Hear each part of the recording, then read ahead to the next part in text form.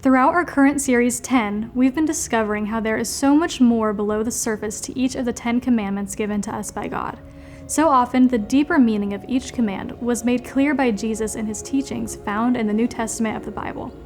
This week was no different, as we explored all the nuances of the command found in the Old Testament book of Exodus.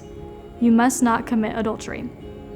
You may be thinking to yourself, got it, done. I have most definitely not committed adultery.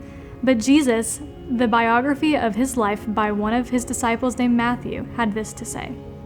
You have heard the commandment that says you must not commit adultery.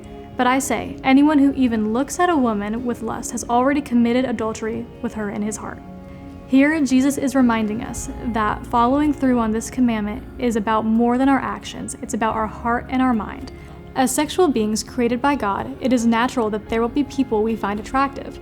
But pursuing something in our heart and mind that goes beyond simply recognizing that attraction is where we can cross the line and break this commandment.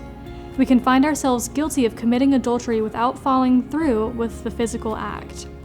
If you find yourself struggling with an attraction to someone other than your spouse, it's time to do the work to protect your heart and your mind.